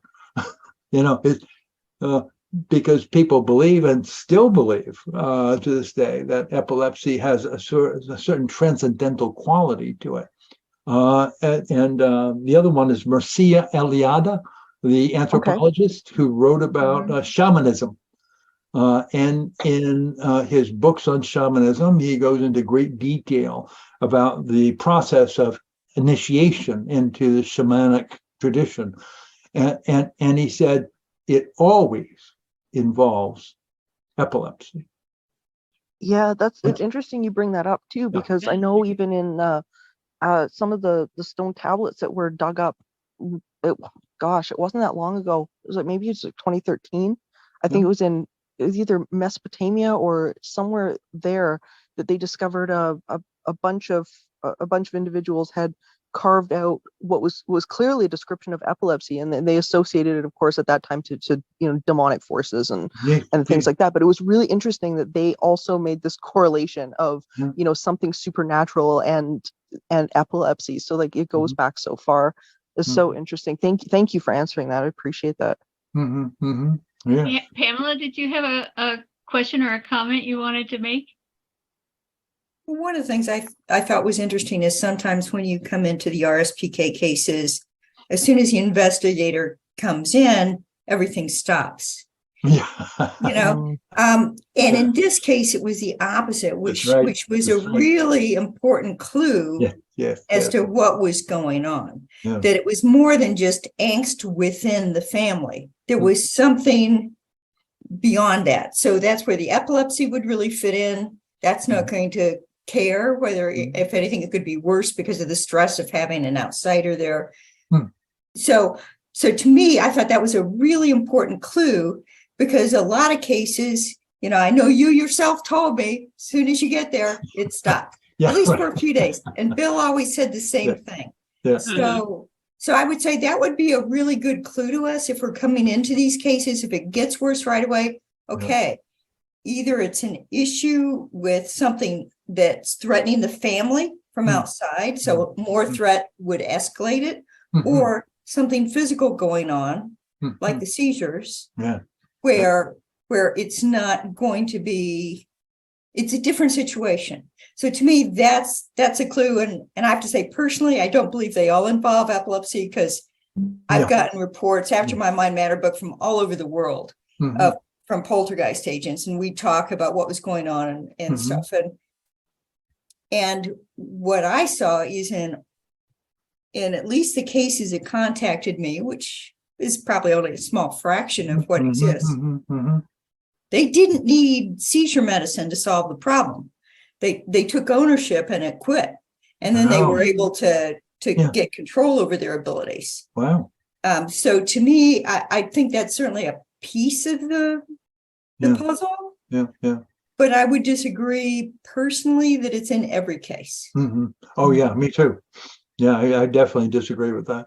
But now you've had experience with tribal societies, at least many years ago, I know. Did you ever encounter things that looked like childhood epilepsy or anything like that, or seizure behavior in children? Yeah. I did have one student that was part of my class that contacted me shortly after things started happening in her house. And I knew she had a history of epilepsy. And I asked, had there been a change in her medication? Were they trying something new? And she goes, well, yeah, actually they are. I said, is it working? And she said, no. I'm just like, that did give me pause. Yes, for sure. Sorry, I had to silence the phone. You didn't want to listen to it ringing. No. Yeah, I spent a couple years on the Navajo res. They were not really talkative with outsiders about what went on within. And I would have to say, it'd be hard to say what happened in terms of poltergeists, because they were big believers in witchcraft and Satanism and even Navajo witchcraft, the skinwalkers, and they took it as a normal part of the culture. So they wouldn't have considered that something to talk about to a Billy Ghana like me. But you know, there were two things particular about the Navajo. One is it seemed to be oriented towards psychics. A lot of their cultural values and mores were the kinds of things you would expect in a really psychic society where they're trying to avoid stepping on each other's toes. So I thought that was kind of interesting. But they do tend to have pressure cooker situations. You know, a Hogan, which is basically a single room home, might have 10, 12 people sleeping together. So there's that yes, pressure. That's right. That's a big factor. Yeah. One thing when you were reading your letter, Gerry, was that you kept emphasizing that Dwayne was not interested, was not mentioned, and it just made me think. And I'm not a clinician, but it just made me think that if the narrative now leaves him out, and the narrative then left him out, there's a psychosocial motivation to be extremely angry and extremely unhappy about being kind of ghosted, pardon the term, inside the family, especially if the family as a whole had a large amount of visible bonding and visible closeness. So I find that really interesting that they're not actually, they're leaving him out of it. Now, I could speculate or imagine that if he's still alive and he's still going through all these things, this is a difficult kind of disease to deal with. Even if eventually they get the seizures to stop, then you're not sure who you are anymore. It might be out of kindness towards him that they're not foregrounding him, but at the same time, there's this aspect that, you know, if nobody was looking there, they were all looking elsewhere. That might have been part of the motivation. And the elsewhere is out. It's out there. It's out there. It's coming in on us. You know, we're family, and it's out there, and those people next door. You know, or. It's not our fault. It's not within our group. They have group. a coven, and the coven is talking about us and stuff like that. Would you tell me, how did he get injured? That's what I wanted to know. I felt like that was a key psychological piece that was missing. Was he injured on the family farm? Because that could sure cause some anger. Okay, so he was in town? Right. Okay. At work. He worked at a factory. There's a large factory. In the vicinity, and most everybody, his dad worked there, and so he got a job and was working there. Did his dad help him get the job? Yeah, no doubt. That led to his injury? You've got a connection. Just a thought. Yeah. Gerry, Jane Anderson is asking, can you go over again that correlation between, sorry, Pamela. Yes. Can you go over that connection again between his hospitalization, his diagnosis, and the meds Yes. that you mentioned earlier on? Yes, right, exactly. So I charted, on a graph. I charted when his by dates when his seizures were, and when he got his diagnosis, and when he started on the meds, which was right after the grand mal diagnosis. They put him immediately on Dilantin and phenobarbital. And then the other line is the actual activities, the number and times on a day-by-day basis when they had RSPK type activities going on, and the kind. I broke it up into the levels, and the basic process was very similar to what I read about in a poltergeist case that was published in, and I don't know if it was George Zorab who did it, but it was in Germany. It was in Germany or Austria. There was a poltergeist case where there was a diagnosed epileptic who was a young person who was the focal person, and the researcher noted that the same pattern, and the pattern is this: that when he would have a seizure, the RSPK would stop for a little while, for a short period. Now, remember, as you know from the video, it's going on every day. It's going on all the time. Right from the beginning, it's every day. And then it's more times a day, and etc. But it's every day. So it's significant when you have a day or two with nothing. And that's what would happen. He would have a seizure, and then there would be nothing for a day or two. And then they would start to build up. But in this particular case, we had the additional information about his getting the meds and when they started. And when that happened, that was when the explosions started. So he started taking the meds, no seizures, of course, with those meds.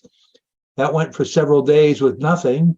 And then suddenly the RSPK came back with vengeance. So that's the pattern. Yeah.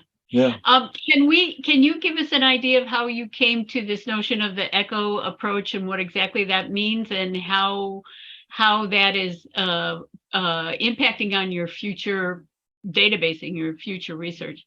Yes. And I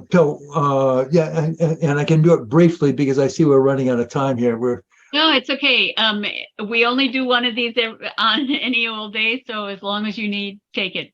Okay. Yeah. The echo. I thought we probably wouldn't have time, given the length of the video and the discussion around it, etc.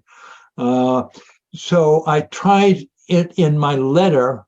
I tried to kind of indicate the idea of the echo approach. The echo approach has this idea of being able to identify the case, almost like a DSM thing. You have a bunch of symptoms. You look at symptoms, okay? And these symptoms, if you've got 3 or 5 of these, it gets this diagnosis.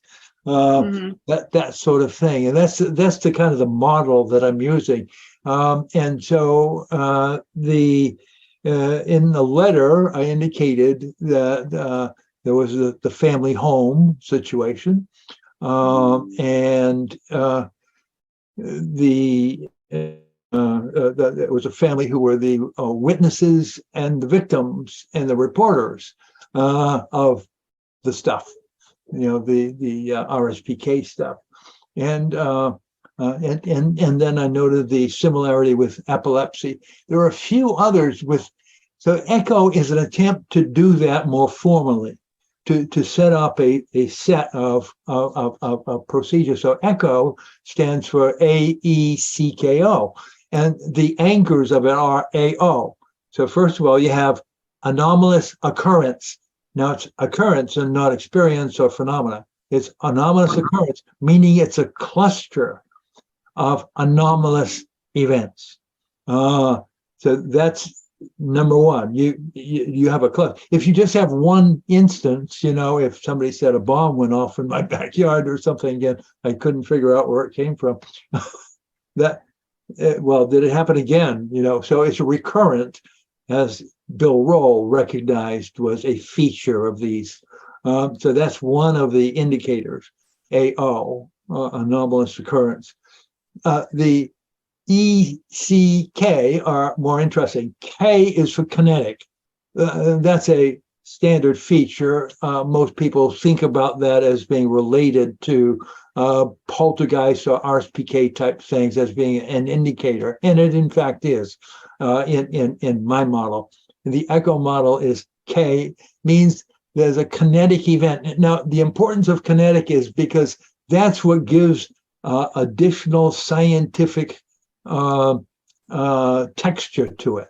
That is, it makes it scientifically studyable more than if it didn't have kinetic stuff. If you said, I saw this picture in my head, or I had an apparition, I had this idea, this thought, I heard this voice, but nobody else did. All these things, well, there's some question about whether there's anything really happened that is in the communal real world.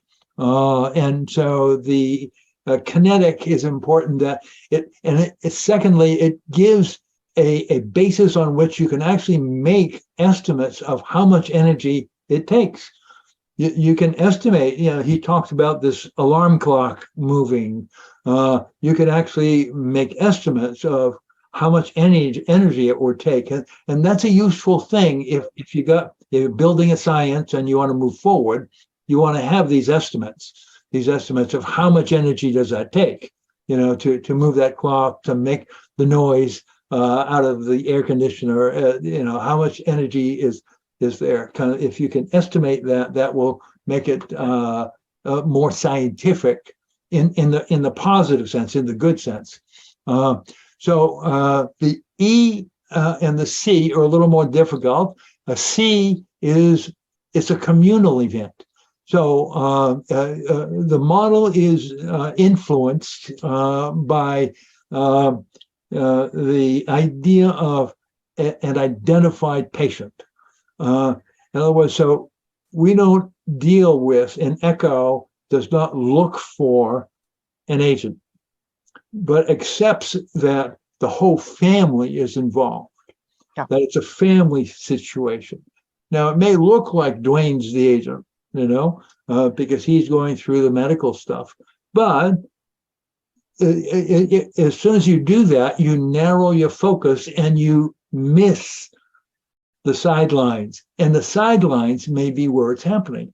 So Scott Rogo, many years ago, was very attuned to this idea. He came across at least one case where he strongly suspected that it was a family situation, and many others have. Hans Bender was very interested in this notion as well, so it's the model, the echo model says, make no assumptions about it's coming from here, it's coming from there. Later on, we'll parse out the data and we'll see what it looks like. But when you go in to make an investigation, make no assumptions.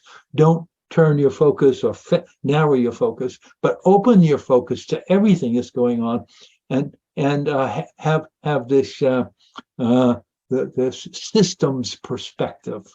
So that's what the C is about. It's about a communal situation there, and what you want to do is you want to identify. It suggests an investigative investment in actually counting who actually saw this stuff and who is upset by it, who is attached to it in some way, who reported it, and find this group. And what we want to know is, are they connected, and how are they connected? This group that's that's somehow involved with this. And the group that actually witnesses, is victimized by, and reports it. Those three things. Those are the three essences that define the C group, the communal group. Now that's preliminary. I mean, I don't know. I'm guessing just from past experience and reading about other cases. So I'm guessing that those three things are the important things to look at. But Brian and I are going to dig up from the archives and extend Bill Roll's database and go in more closely to his database and look at other databases as well and start to answer some of these questions. Yeah. Thank you so much, Pamela. Yeah. So that's what the communal is about. And the amazing thing, if I might make one more point about C, the amazing thing is recently we were discussing, actually going back to some cases and looking at the question of how many of the poltergeist cases, for example, in the Cornell and Gauld collection, or in the Houseman and Shriver collection, how many of those were in family home? And you know what? We don't know. And you say, what? What do you mean you don't know? Can't you just go into the database? They didn't say. A number of the cases are like transient. You say, well, it's a family because they happen to be living here, but this one's a renter, or this one's a cousin who's staying here temporarily, and well, wait a minute, is this a family home or not? Well, oh, sure it is, but well, how do you define that? And it turns out that it's not as simple as you might think. So what we don't have like a good percentage of how many cases are actually family groups. But that to me seems an important data piece that we should collect in all cases. Okay. Now, and I would throw in the religious and spiritual PK stuff at monasteries and stuff, because a lot of things yes. got to include that. I think you're going to find a huge majority of them are in a family home setting, unless it's the entire family acting as the poltergeist agent and they take it with them wherever they go. Right. Yes. We've seen that too. Yeah. We've seen everything, Pamela. Pascal had a question. She wanted to know if a case considered as a haunting could be approached with the echo idea if there is a kinetic aspect to the haunting. Yes, yeah, absolutely. And the answer is absolutely yes.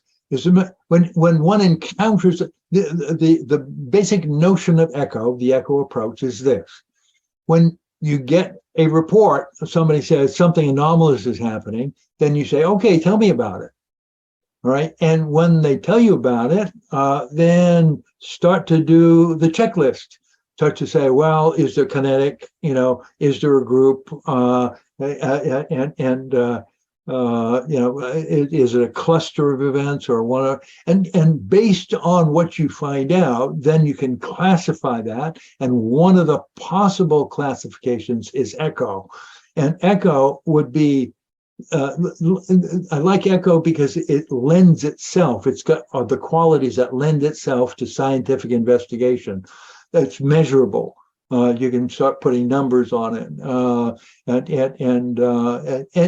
it matches up with a large databases, many cases that seem to fit the echo criteria, and many don't. So, for example, the entity case from the movie from Barry Taff, when I look at that, it has no story. And that's the final piece, the E part. That's the one that's most difficult. E means episodic. It means an episode or a narrative. And one of the things that seems to be necessary in some way, this is kind of weird, because there's something magical about the narrative. It's got to have a narrative. And so I've been piling through studies of narrative cognition, which are fascinating. in narrative cognition, they're making inroads into try to define what a narrative is and what a narrative isn't. There are some practical aspects to this because writers are interested in stuff like this. They want to know different kinds of, and there are actually books and lists of different classic narratives and things like that one can match up against. Kind of a ghost story is I suppose there are kind of a set of them, a whole set of narratives that come out of ghost stories. But the narrative is important, and the IGPP group, and particularly von Lukadau, was a cross between a physicist and a psychologist and a clinical psychologist. I mean, what a combo! Yeah. Yes, exactly. Yeah, the whole thing. And he has some fabulous ideas, interesting ideas, but there's no narrative yet. And he's the first to admit that. But in any case, but he does understand that the narrative is important in poltergeist or RSPK cases. And so he's documented that in the sense of he in his writings about cases, he talks about the narrative. And that's a good thing. We need to pay attention to that. And there are some cases that don't have a narrative, like the entity case. There's no narrative. A bunch of people go in and see lights. All right, they had a good time. They come the next day, more lights. They come the next day, more lights. Yeah, everybody sees it, takes pictures, and can't find a reason. Move the drapes, no lights. But okay, then they go away. All right, that's the case. Nothing coherent. Yeah. Have you guys gotten in touch with Cal Cooper? Cal Cooper is working really hard with. He spent a lot of social time with Alan Gauld, who's quite a bit older than us. And I would be really interested in knowing what happened to all of the materials that he and Tony used to put together that database. Yes, especially because so much of it would have had to have been gathered from other languages. And there may be, if they don't have materials, there may be ways to get that out of various people that write for the German journals. And then, of course, Catherine Crowe, one of our students is Allison Jornlin, who has written a lot about Catherine Crowe and that original Night Side of Nature. So and I know Carlos was really interested in a lot of the old narratives, and that would be really interesting to be able to kind of put, if you could get a handle on the cache of written reports of some of the older stuff, that may make that database of Cornell and Gauld even more useful for you, because it might give you the information that they didn't put into the actual coding. Oh yes, good point, Nan. Good point. Yeah, and Cal is right. Cal's right in there. He's a very close friend of Gauld's and goes and sees him on a regular basis, usually bringing parapsychological kinds of news or new ideas to him, just to help him keep his brain going, because he's doing okay that way. Oh yes. And where does Cal live? Cal is in, he's somewhere between Nottingham and Northampton. Okay. I'm not sure exactly of the town, but Alan is in a care home near where Cal lives, and they had a lot of contact anyway. So he's been seeing him regularly, and that would be interesting, because I'm sure he's deposited a lot of his papers already somewhere, if not Cambridge. But I think that's a good resource. He must have a fantastic set of archives. Exactly. My God. And the other thing I was going to say is, knowing that you've partnered up with Brian, I'm sure there's going to be writing involved in this. And I must say that I think that the echo approach is extremely important, not just the how it's going to impact on the research that you're doing now and as you're going forward, but just that approach and that understanding of what kinds of things you need to look for. And as you can tell, I just dropped my head right on an agent as opposed to being at all wide open to any of the details.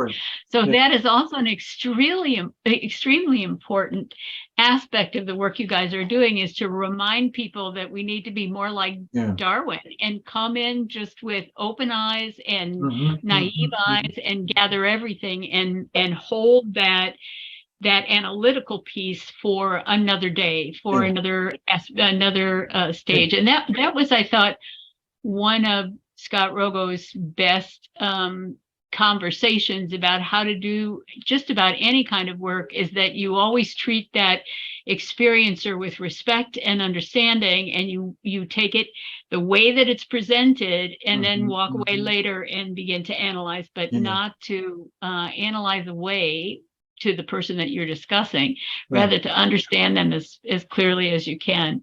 So I thought that was a wonderful empathetic piece to science that needs to happen, especially when it's, psychosocial and that kind of thing. So Morgan had said, I have 2 more comments out of the chat.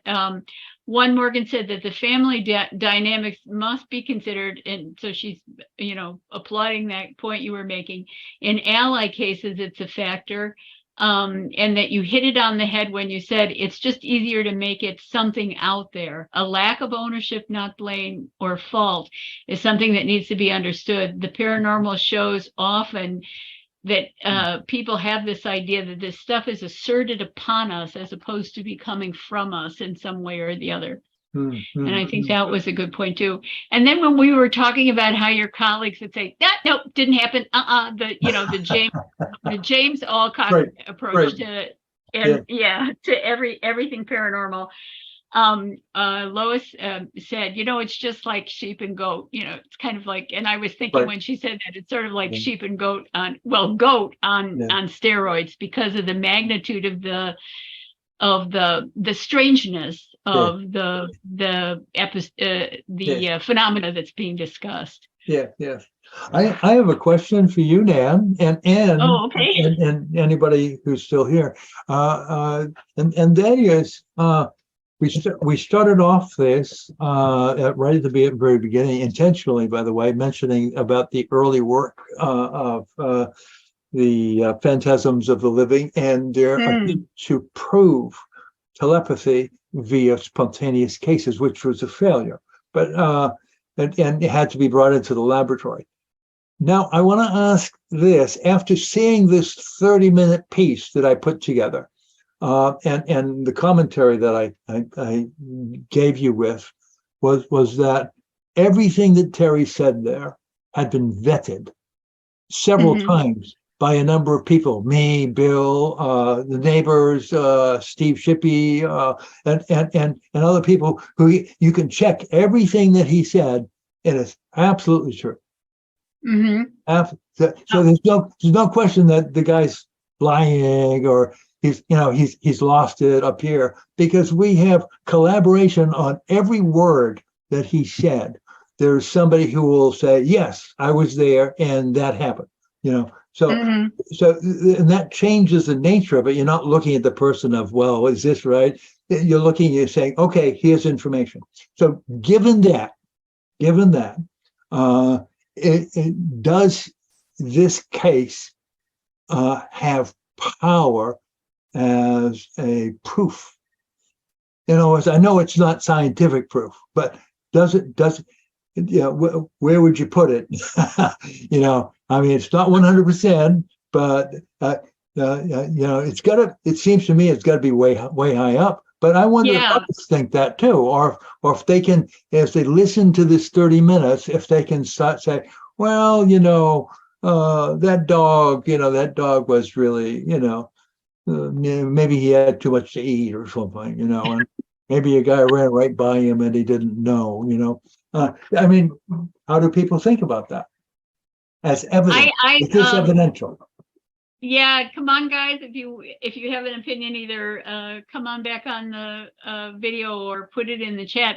I felt like I have heard of and read other poltergeist cases that are set out as being, kind of a gold standard. The Julio case in Miami, for instance. Yeah. And I had never heard of the Dice Road case, and it's absolutely astonishing in the sense that, I mean, you prefaced it with, this is something that I had him put together in terms of, and these are things that actually happened. And now you're reiterating that these are corroborated events. So that's that kind of certainty comes out of that research after the interviews.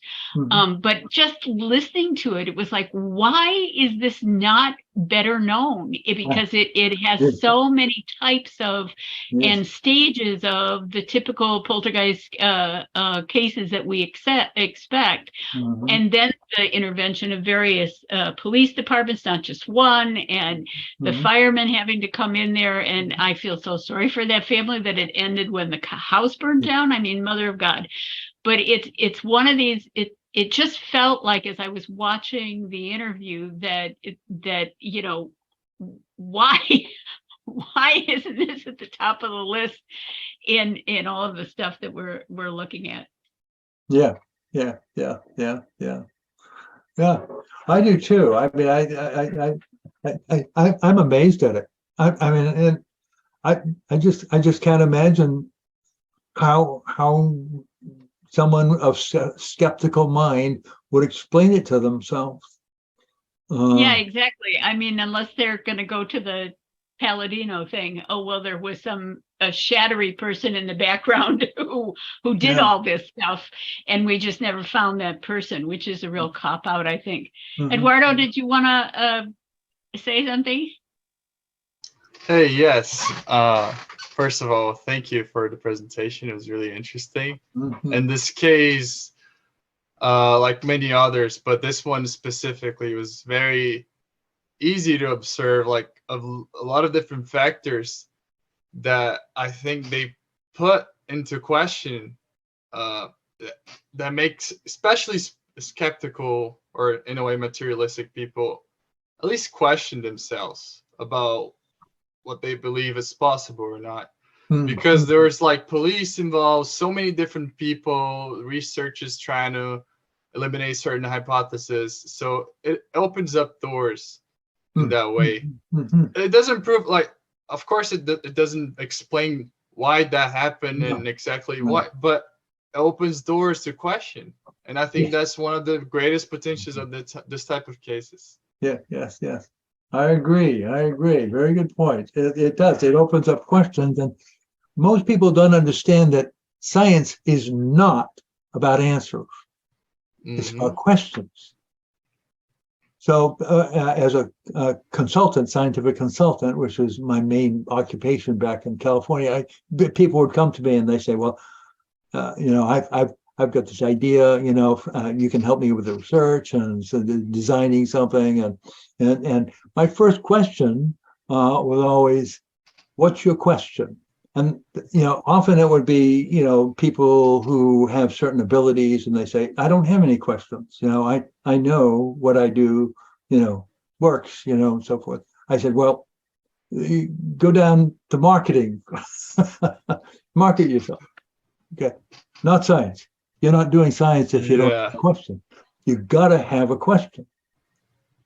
Yeah. And I would actually throw people out of the office, politely and nicely, but I would say, no, you're not doing science. This is not science. Science is a question. If you have the answer, you're not doing science. And you will distort science, even worse, it's not the right tool, but even worse, you will make it worse by trying to do science if your belief system is so strong that you won't accept anything else but what you got. Yeah. Gerry, was it you or Lloyd who talked about the boggle threshold? Oh, I think that was Lloyd. Yeah. Because Doesn't ring a bell. in my experience dealing with skeptics, it doesn't matter what proof you have. It doesn't matter if they saw it themselves. It doesn't matter what the police documented. Their mind just can't go there. Yeah, yeah. It's just a blank no, it couldn't have happened. And so no amount of proof is never enough. So I stopped worrying about it years ago. You know, I don't Well, care I what think, they- and I think that's the best way to handle it in terms of arguing with people that have already made up their minds, especially on the no, it does not exist, and there's got to be something wrong here, you know. But it's wonderful, I think, to talk about that and to engage in the ones that are sitting on the fence, because they're going to come up with critical ideas and maybe find a loophole in part of your argument that you can, you know, you have an answer for and didn't realize that you needed to get that into the original narrative and so on. So when you've got that kind, like a Ray Hyman or Chris French sometimes, I mean, when you've got a person like that, I know I'm on the fence, but when you get a person like that, you may be changing a mind and that fruition of that argument doesn't come, you know, if that conversation doesn't come for them or for you for a while. So you're just keeping that flow open, that we can learn new things, we can refine what we're doing, whichever side we're on, that we can always change our minds, and that's a good thing, not a bad thing. Yeah. You know, so yeah, but the hardened ones, it's like, yeah, okay, forget it. Right. Don't worry. No, I'm if we're all through the questions, I need to go. Yes. So thank you all for being here. You had all good questions as well. So We get the best people, I'm telling you. you do. Oh, Pascal, are you getting in here in the last second, or you're just saying hello and goodbye? We also have several continents here. Eduardo's in Brazil, Pascal's in France. Yeah, we have people wonderful. in Germany. We have people in England. We have, you know, we started with 16, and we only lost 4 to the length of the presentation. So I think that's pretty great. And Canadians and U.S. So we're doing good over here. Fantastic. Did you want to say something, Pascal, or are you just waving? Okay, all right. Well, thank you so much, Gerry. This has been absolutely wonderful. And I now am not ever again going to have to ask Brian, what the heck does echo mean? Because I got it now.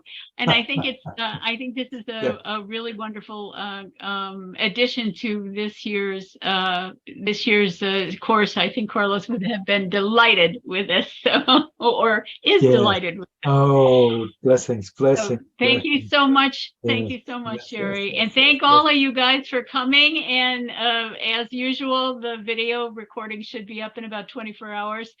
I hope. And we'll see you all tomorrow evening. And actually, I should pop that up there, but it's at 5 p.m. Central, Hideyuki Kokubo, on a poltergeist case that he investigated and some of the methodology that they use. So that's 5 p.m. Central tomorrow. See you all soon. Thank you, Gerry. Okay. Thank you, Nancy. Bye, everyone. Thank you, Pascal. Thank Thank you. you, everybody. Have a great day. Yeah.